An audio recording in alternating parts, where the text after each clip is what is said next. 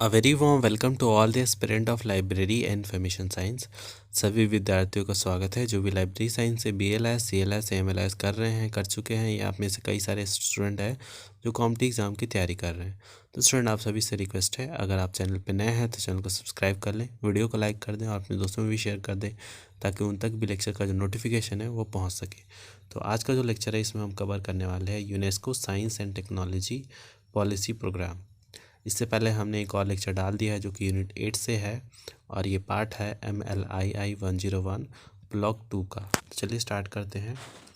The division of science and technology policy of UNESCO has establish, जो division है science and technology of UNESCO का, इसने establish किया था SPINES pilot programme which was sponsored by, जो कि सस्पेंड किया गया था by science and technology policy information exchange programme, that is PIPS, in 1984 में।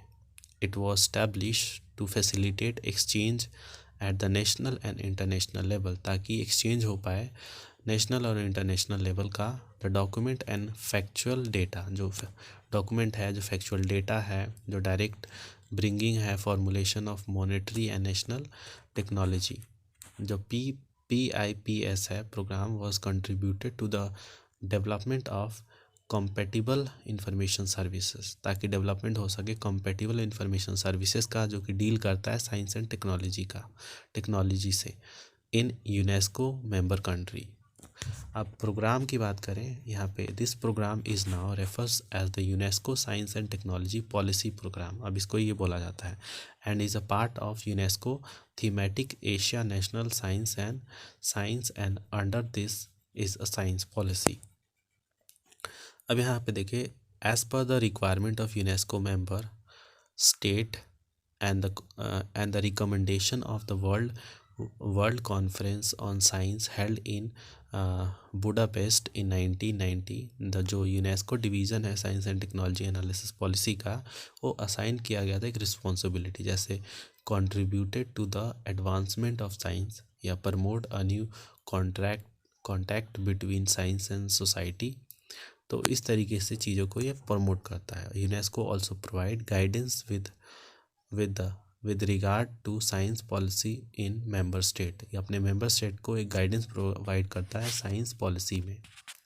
रोल ऑफ यूनेस्को की बात करें तो यहाँ पे देखिए, UNESCO play a major role as a promotion of international corporation, international corporation में by carrying out science and technology policy, science and technology policy को, एक्टिविटी को इन मेंबर स्टेट में। और ये ऑल्सो यहाँ पे carry the out programme at regional हो गया, नेशनल लेवल हो गया, डेवलप एनालिटिकल वर्क हो गया, कोऑपरेशन हो गया। तो इन सब चीज़ों को यहाँ पे प्रमोशन, मतलब इसका रोल होता है। यूनेस्को रोल दस cover the following domains, research and development हो गया,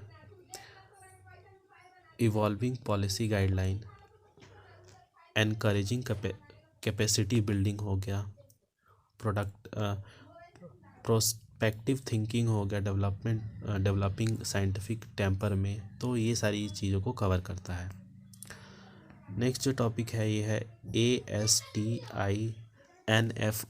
ASTINFO जो है ये इतना इम्पोर्टेंट नहीं है, तो इसको मैं यहाँ पे कवर नहीं कर रहा, आप चाहें तो इसको पढ़ सकते हैं। फिर है यहाँ पे MEDLLARS, डेट इज़ यूनाइटेड, यहाँ पे the united state national library of medicine, a component of the national institute of health, ये कंपोनेंट है नेशनल इंस्टीट्यूट ऑफ हेल्थ का, is located in the campus of NIH national institute of health में, जो कि यहाँ पे Maryland में है। और NLM जो है is one of the largest medicine library है इन द वर्ल्ड। तो इसके बारे में और कुछ खास है नहीं, तो आप चाहें तो इसको पढ़ सकते हैं और चाहे तो आप इसको स्किप कर सकते हैं। नेक्स्ट है यहाँ पे CAS, chemical abstract service, not very important, इसको भी आप स्किप कर दें। अपने लेवल पे आप इसको चाहें तो पढ़ सकते हैं वीडियो को पॉज करके। फिर है यहाँ पे INSPEC, तो ये भी मैं नहीं करवा रहा हूँ क्योंकि ये भी इम्पोर्टेंट नहीं है, जितना इम्पोर्टेंट था मैंने आपको करवा दिया। और लास्ट है यहाँ पे BIOSSIS, इसको थोड़ा सा देख लेते हैं क्या है। BIOSIS provided by Thomson scientific के द्वारा प्रोवाइड किया गया था। It is serving the life science community by providing research student library and reference to research publish, मतलब इसने काफ़ी सारी चीज़ जो है इसमें प्रोवाइड किया गया था। फॉर दिस BIOSIS जो है सेलेक्ट मोर देन दिस, मतलब 6000 जो यहाँ पे 60,000 जो न्यू एंट्री हो गया ईच ईयर जो होता है उसको कलेक्ट किया इसने, सेलेक्ट किया इसने।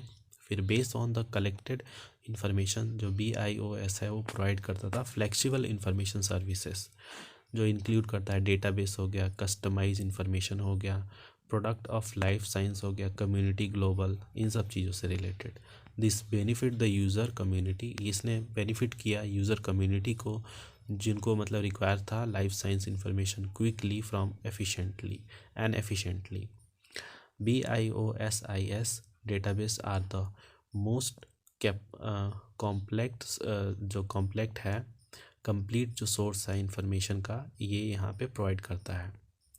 अब BIOSIS प्रोडक्ट एंड डेटाबेस जो है वो यहाँ पे बताया गया है, जैसे बायोलॉजिकल अब्स्ट्रैक्ट हो गया या फिर बायोलॉजिकल अब्स्ट्रैक्ट हो गया, इसमें biology BIOSI preservation search guideline हो गया। तो इस तरीके से जो इसका मतलब यहाँ पे प्रोवाइड करता रहा। उसके अलावा यहाँ पे कुछ खास है नहीं। अब इसी के साथ जो है ये भी लेक्चर हम समाप्त करते हैं और ये यूनिट भी यहाँ पे मतलब ख़त्म हो गया।